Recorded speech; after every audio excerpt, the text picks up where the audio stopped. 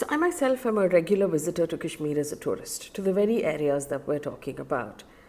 And on a previous visit, I had a conversation with one of our guides and I asked them if tourists are safe in Kashmir. And he said, "Yahan madam, tourist ko koi nahi marta. Kyunki hame malum hai ki tourist se apni ghar chalti hai." But all of that has changed.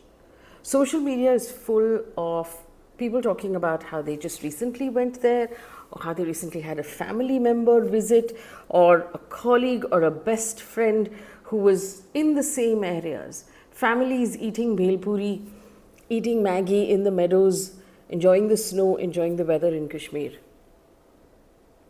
26 of those people are now dead. It could have been us, it could have been someone we love. And this is not a battlefield. These are not soldiers, these are regular people who have jobs, who decided to save up, who planned their summer break and took their families with their children to a place where the air was cleaner, to a place where they could maybe eat a little more, laugh a little more, not worry so much about the rest of the things that bother them about life. And they got shot down for no fault of their own. 26 people who could have been you or me. So before today we talk about security forces and strategies and our geographical neighbors, I want to take just 1 minute to think about these 26 people. These 26 could have been us people or could have been like us people, regular people who are never going to come home to their families.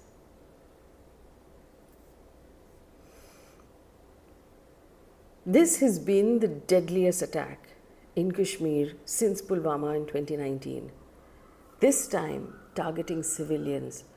Terrorists opened fire on a populous tourist spot in Kashmir's Pahalgam town on Tuesday afternoon, killing 26 people who were just hanging out with their families, mostly Indian holidayers from other states. The 26 reportedly also included 2 foreigners and 2 locals. The toll is being ascertained still. Jammu and Kashmir's Chief Minister Omar Abdullah has described the terror attack as much larger than anything we've seen directed at civilians in recent years. Who did it? The Resistance Front, or the TRF, a shadow group of the Lashkar-e-Toiba of Pakistan, has claimed responsibility, and officials have said that it's possible members of the terror group have crossed over from Kishwar in Jammu and then reached South Kashmir. The timing of the attack, there are possible theories that it was linked to US Vice President JD Vance's visit to India. The incident comes when Kashmir is witnessing a surge of tourist activities after reeling under militancy for years. In fact, I want to remind you of a couple of things. In January, just this year, on the 3rd of January, the Prime Minister inaugurated the Sonmarg Tunnel in Jammu and Kashmir. And while he was inaugurating it, the Prime Minister talked about how improved connectivity will allow more tourists to reach previously untouched, unexplored areas of Jammu and Kashmir. And he said peace and progress will be achieved because of this tourism sector. And I'm quoting him where he said, in 2024, more than 2 crore tourists visited Jammu and Kashmir, with Sonmarg seeing 6-fold increase in tourists in the last 10 years. He emphasized that this growth benefited local businesses, homestays, hotels, dhabas, clothing shops, and taxi services. Was this in relation to that statement, the fact that the Indian government was looking at increasing tourism? It's also on the 30th day of the Amarnath pilgrimage is scheduled to begin on the 3rd of July, where lakhs of pilgrims from across India will travel to the cave shrine in 2 routes. The traditional 48-kilometer that goes through Pahalgam in South Kashmir's Amarnath district, and another 14-kilometer shorter trip that is now being worked on through the Ganderbal district. Now, in this particular location in Baisaran, it's a campsite for trekkers who then move further up, which is only accessible either on foot or via horses. Now, Baisaran is about 6 kilometers from Pahalgam, which is a resort town. It's a meadow ringed with pine forests, and it's Haryali. In Kashmir, they call it Haryali this time of the year. It was in fact made very popular back in the 1980s by filmmakers who shot a lot of their romantic songs there.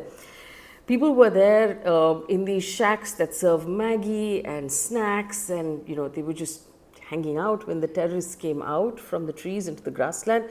This is called mini Switzerland, this particular area. They started firing at the tourists. Most of the tourists then either ducked under those tents and they were being called out one by one.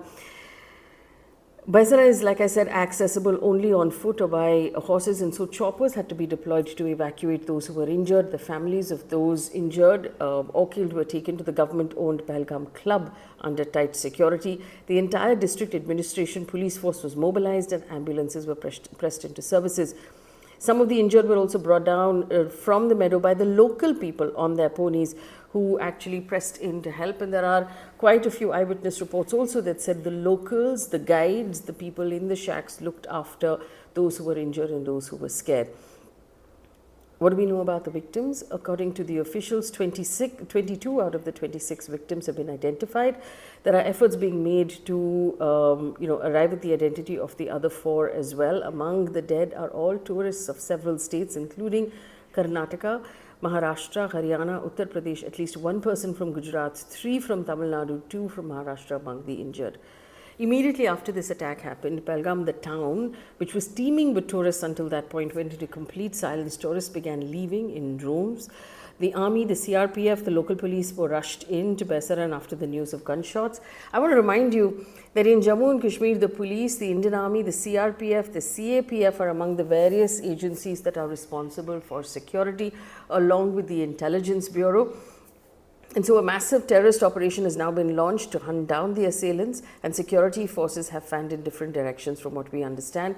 The Jammu and Kashmir administration has set up a 24/7 emergency control room in Amarnath and in Srinagar, and a team of the National Investigative Agency headed by an Inspector General has been sent to investigate what's going on.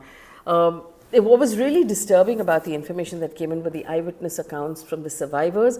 Some of them put the number of attackers at 5 and claimed that they were dressed like security personnel. So there's one video of a woman who seems extremely shaken up, who's walking up to real Indian Army security personnel, and she's terrified of them because she's been traumatized by what she has seen and she can't stop crying. And I'm not sharing any of these videos, and I know they're all over social media because I believe they're particularly traumatic. But there's one particular eyewitness report of a Savari whose father, a 54-year-old Pune businessman, was asked to come out of his tent where he had ducked for cover and recite an Islamic verse. And when he couldn't do it, he was apparently shot thrice, once in the head, once behind the ear, and then in his back. And then his brother was also targeted. The terrorists apparently blamed the Hindu tourists who were there for supporting Prime Minister Modi, after which they made statements saying that Kashmiri militants do not kill innocent people, women and children, and apparently they did not hurt any of the women and children and targeted purely men, and they asked the men for their names before choosing who to shoot down. Perspective on this, we've had attacks in the past, and I just want to give you, a small list. In November last year, 11 people were injured when militants threw a grenade at security personnel in a crowded market in Srinagar. October last year, 6 migrant workers and 1 doctor were shot at by militants who opened fire near a tunnel construction site. Even then, the resistance front claimed responsibility. 9 people died in June last year. 33 were injured when a bus carrying pilgrims plunged into a deep gorge after a suspected militant attack. July 2017, 7 pilgrims on their way back from the Amarnath shrine, died when a bus was caught in the crossfire. September 2016, 17 soldiers killed when separatists armed with AK-47 assault rifles stormed the army base of Uri. And then, of course, there's the Pulwama attack that we're all familiar with. This is all of the information coming in. The Prime Minister, who was on an official visit to Saudi Arabia in Jeddah, returned to India immediately. He has condemned the attack, but more importantly, he said those behind the heinous attack will be brought to justice. They will not be spared. He's having meetings with Security Advisor Ajit Doval, External Affairs Minister Jai Shankar, and other high-profile members of his team. Amit Shah, the Home Minister, is in Srinagar. He flew down and he's doing a review of the security situation. Remember, Jammu and Kashmir is a union territory, which means security forces and Jammu and police will report to the Lieutenant Governor, who will report to the Home Ministry. And so there's the Home Minister on the ground right now. We've had most world leaders respond and support India, including Donald Trump, Vladimir Putin, the Italian Prime Minister, heads of state from across the world. In Kashmir, there were candlelight marches condemning the attack. Several parts of the valley shut down, in protest against the terror attack. For the first time in 35 years, shops, fuel stations, other business establishments, schools were shut down.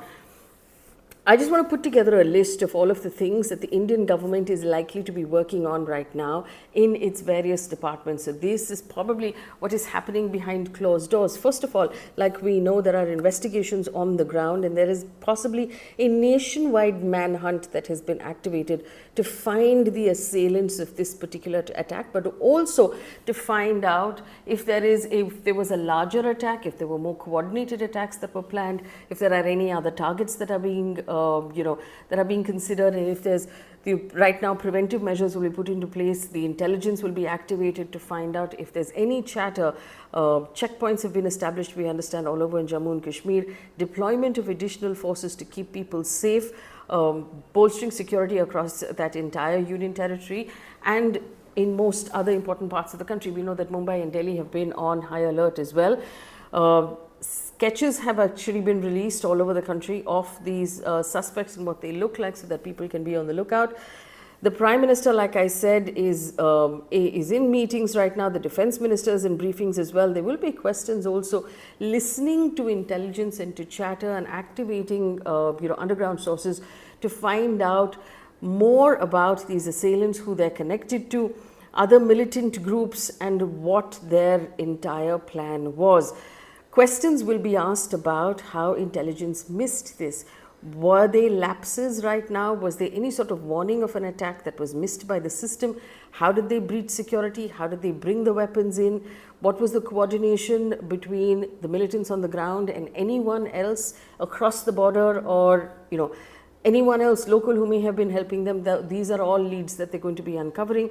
There will be was there a breakdown in coordination between those local armed forces and security forces on the ground and the central intelligence? And why was it that such a prominent tourist area did not have adequate protection? And was there anyone on the ground, and why were they not able to help? Because eyewitness reports now say after the firing started, security forces only arrived 20 minutes later. And so what happened there? What weapons were used? Where did they come from? How did they make their way across the border? And who helped them? What the motive would have been for the Kashmir resistance group, why the particular timing of this attack, and what their strategy would have actually been. And the government at this point will be looking at all of those things. Now, the other massive portion of this is to make sure that victims and family members are brought out adequately, safely, flown back to their homes, that everyone is looked after, people who need treatment are given treatment. They will also be looking at tourists who are in the state who need to fly out. We understand the Aviation Ministry has already told airlines not to hike up prices of flights out of Kashmir, because that was something that was noticed this morning from an international. Remember, our External Affairs Minister is also in that conversation, because global support will become important. Leaders from other countries and the statements that they're making, the conversations they'll likely be having on the phone with our Prime Minister, the diplomatic clout this gives India to put pressure on Pakistan on the global stage to actually cooperate more. And there will be a concerted effort right now, a clear effort to gather as much evidence as possible on connections between this attack and masters in Pakistan and links to masters in Pakistan, because we know of statements that were made in Pakistan by the head of the army saying that Kashmir is the jugular for Pakistan, and it will always be. And so India will be doing the responsible thing of gathering evidence to present before the international community of actual hard links between Pakistan and what has happened in this terror attack. So while we have lost 26 very, very precious lives, the Indian government will now be on very high alert to figure out how this happened, why it happened, how to make sure it does not happen again and anywhere else in the country, and to bring those who have been responsible, or those who are responsible on the ground and their masters, to the book.